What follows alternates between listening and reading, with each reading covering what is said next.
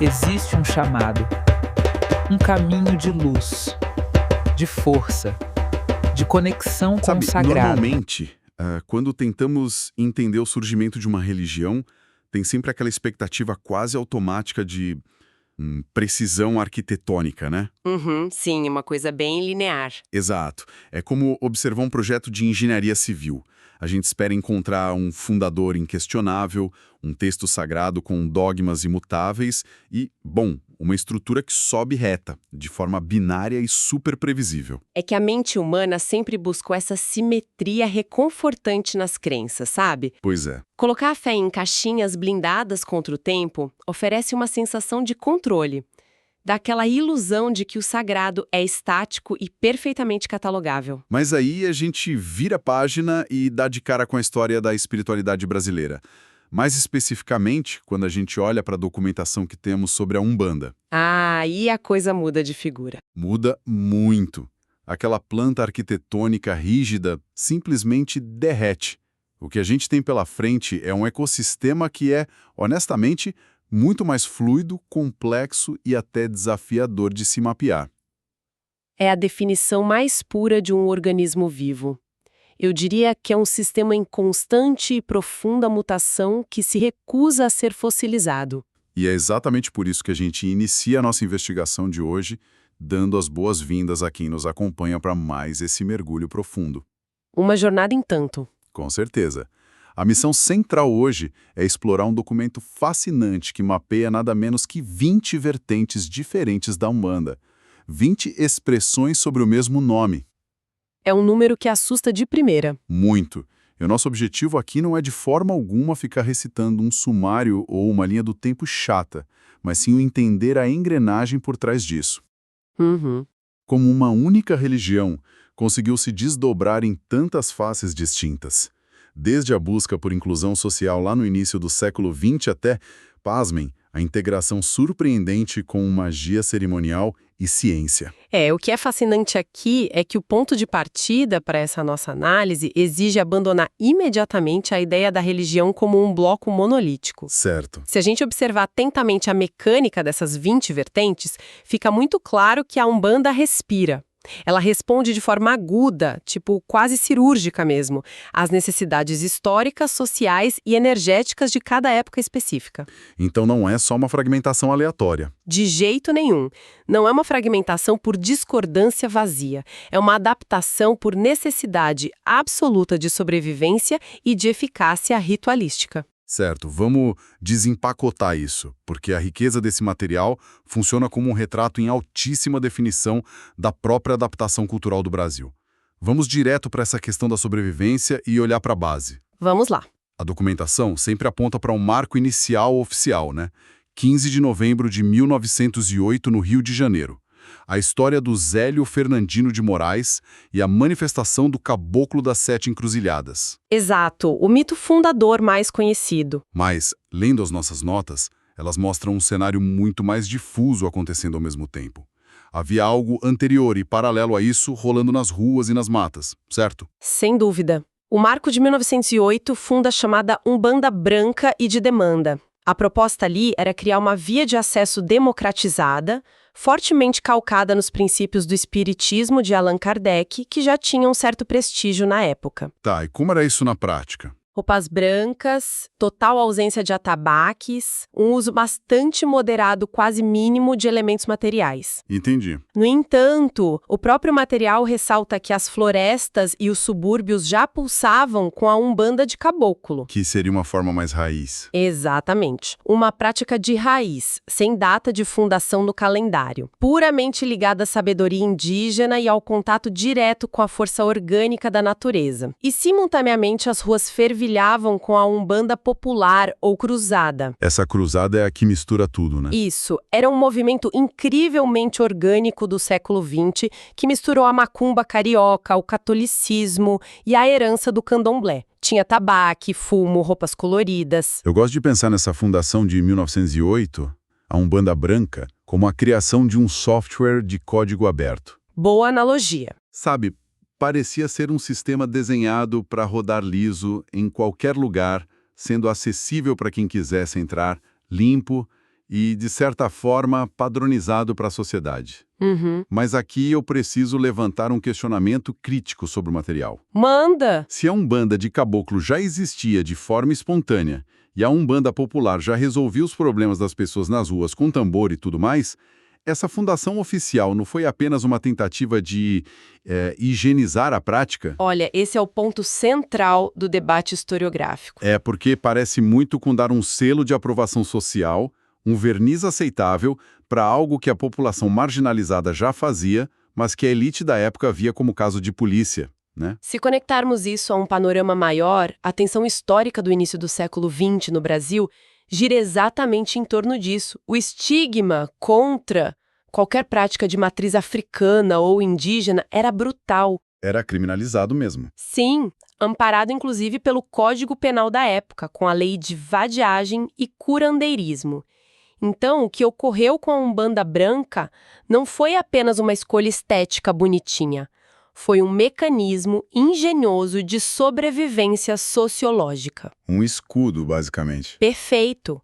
A criação de uma estrutura desprovida daquilo que a sociedade hegemônica considerava primitivo ou chocante, como a percussão forte dos atabaques, o uso de fumo intenso ou o sacrifício animal, isso permitiu que a religião existisse sem ser esmagada pelo Estado. Faz todo sentido. O código aberto serviu para infiltrar a prática nas classes médias urbanas, justamente porque adotou uma roupagem que dialogava com os valores aceitos na época. Exatamente. Eles precisavam dessa validação. E aqui a nossa investigação entra numa fase em que essa busca por legitimação não apenas continua, mas acelera de um jeito radical. Passamos para as décadas de 20 a 40 e o material descreve um esforço de racionalização e intelectualização extrema. A fase de limpeza ritualística, como alguns chamam. Isso. É o momento em que os rituais começam a ser literalmente esvaziados de seus elementos físicos nos centros espíritas. Como isso se estruturou de fato naquelas décadas? Ocorreu um processo de racionalização profunda, liderado por vertentes como a Umbanda de Cáritas, ali pelos anos 20 e 30, e mais tarde, de forma mais radical, a Umbanda kardecista. E qual era o foco da Umbanda de Cáritas? Foco total na caridade, nos passes energéticos e na moral do cristianismo. O culto direto aos orixás como forças da natureza foi deixado em segundo plano. Nossa. Já a Umbanda kardecista, nos anos 30 e 40, tentou enquadrar absolutamente toda a fenomenologia dos terreiros dentro da lógica estrita do Pentateuco de Allan Kardec. E qual foi o resultado prático disso no chão do terreiro? A eliminação total dos elementos materiais. Nada de velas coloridas, guias de proteção, atabaques ou fumaça. Até os próprios orixás deixaram de ser entidades cultuadas no sentido tradicional. Viraram o quê? Passaram a ser interpretados apenas como conceitos espirituais abstratos, forças universais sem personalidade, sabe? Aqui é que a coisa fica realmente interessante. Porque é como se tivessem pegado um álbum de música riquíssimo, cheio de percussão, instrumentos de sopro, cordas da tradição popular, e decidissem, vamos tirar todos os instrumentos, vamos deixar só a voz a capela cantando a letra. É uma metáfora muito precisa. E a provocação inevitável que eu faço ao ler isso é, ao retirar completamente os elementos materiais e ritualísticos que ancoram a prática, essa vertente não acaba perdendo a própria identidade vibrante que a define como Umbanda? No fim do dia, isso não vira só um espiritismo com outro nome? Isso levanta uma questão super importante, que era o grande debate desse período. Para os formuladores dessa racionalização, a essência da prática não estava no instrumento, mas na mensagem moral que a voz cantava, usando a sua analogia. Entendi. A mensagem acima da forma. Sim. A humanidade urbana daquele momento, especialmente os intelectuais e a classe média, exigia que a fé fizesse sentido lógico, sabe? O conhecimento ali buscava se afastar do misticismo popular para ganhar contornos de pureza doutrinária. Eles queriam respeitabilidade de centro de estudos. Exatamente isso.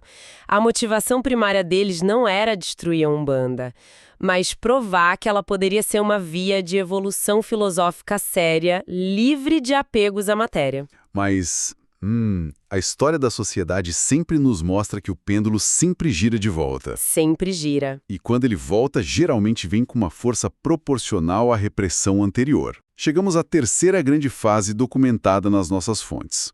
A partir dos anos 50, há um resgate explosivo da ancestralidade africana. A reação direta àquela desafricanização que a gente acabou de falar. Isso. Depois de décadas de esforço para limpar os rituais, o movimento agora é de reconexão profunda. O que essas vertentes buscaram recuperar que havia sido apagado? É uma reconexão estruturada, não só instintiva. O principal expoente dessa guinada é a Umbanda Omolocô, que foi sistematizada por figuras como Tancredo da Silva Pinto, no Rio de Janeiro, ali nos anos 50. E o que o Omolocô traz de volta? A mudança de paradigma é total.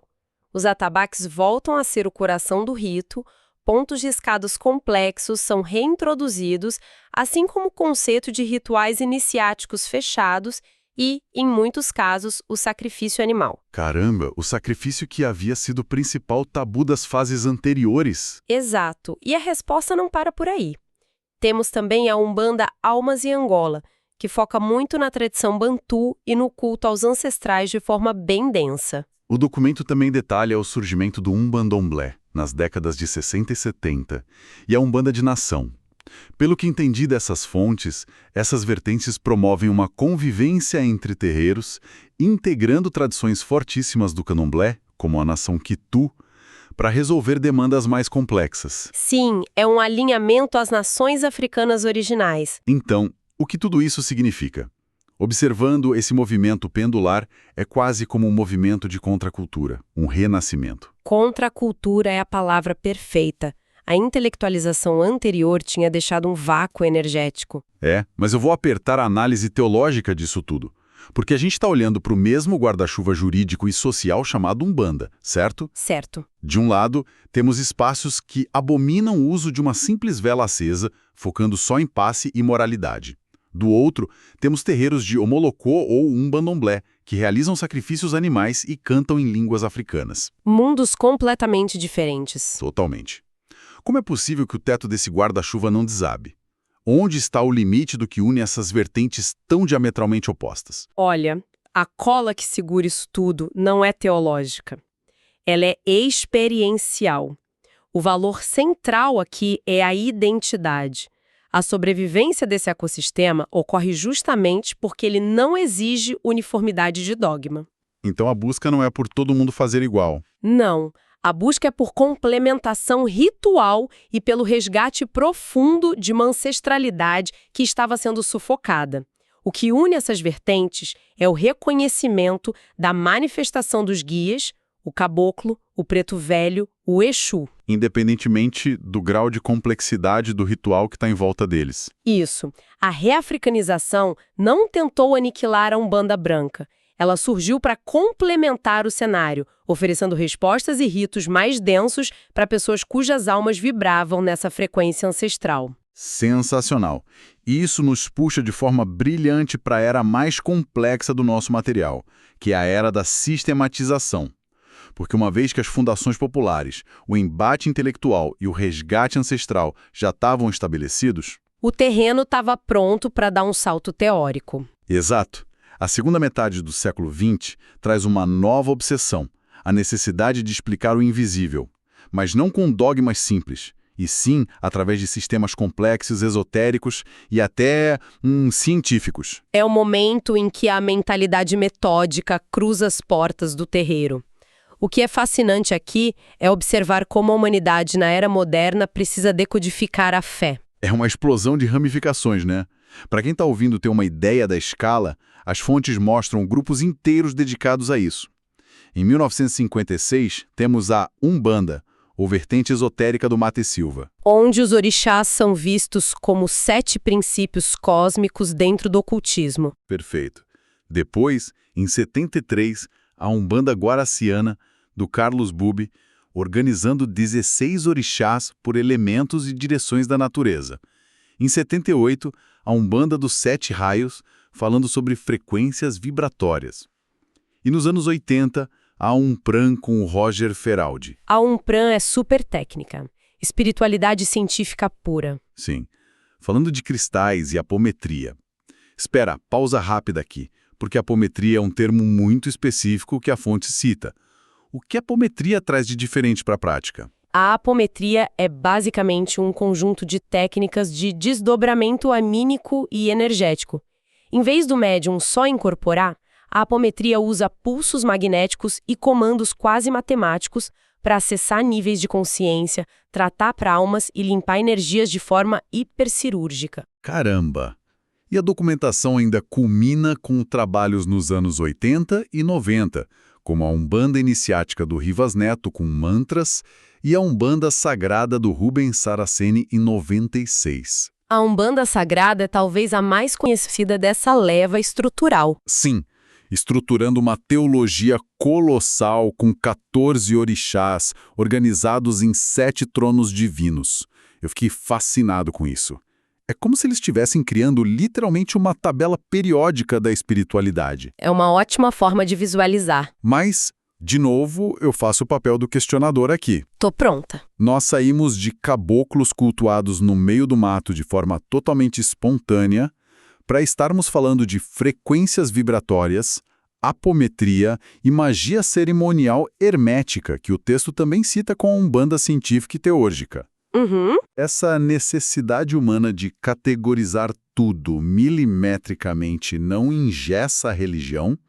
Isso não afasta aquele praticante comum que só teve uma semana terrível e buscava um conforto direto? É uma dúvida muito comum, mas a motivação dessas vertentes não é afastar. Na verdade, é o oposto.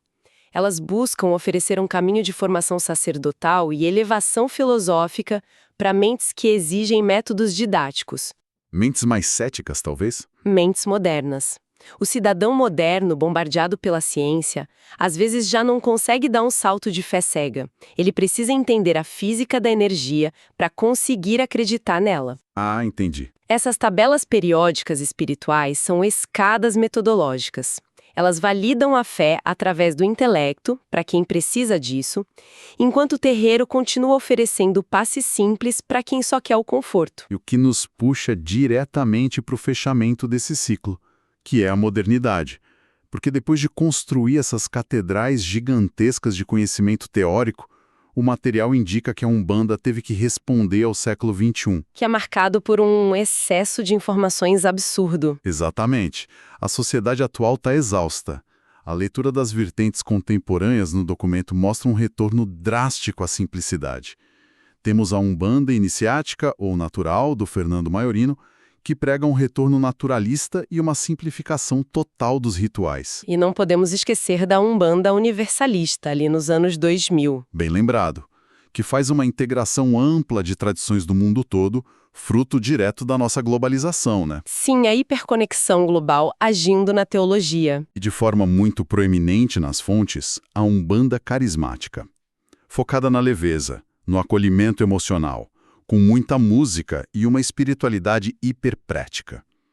Eu observo esse movimento e o ciclo parece se fechar. É como o design de tecnologia atual, sabe? Como assim? Pensa nos aparelhos dos anos 90. Dezenas de botões, luzes, manuais enormes. Era o auge de exibir a complexidade. E hoje, a tendência é o minimalismo absoluto. Interfaces limpas e intuitivas, sem nenhum botão. A religião parece ter saído da hipersistematização para a interface limpa. É uma análise cirúrgica do momento atual. Mas a minha provocação final antes do encerramento é: a Umbanda carismática ou a universalista não correm o risco de se tornarem tão genéricas, focando apenas no acolhimento, que se tornam indistinguíveis de um movimento de autoajuda ou de outras igrejas modernas? Se conectarmos isso ao panorama maior, o risco de diluição existe sim.